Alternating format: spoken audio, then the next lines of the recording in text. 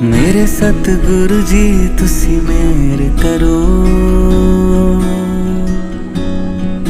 मैं दर तेरे ते आई हुई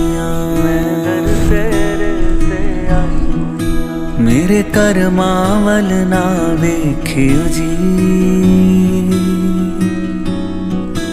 मैं कर्मां तो शर्माई हुई मेरे सतगुरु जी तुसी मेहर करो, मैं दर तेरे ते आई हुई।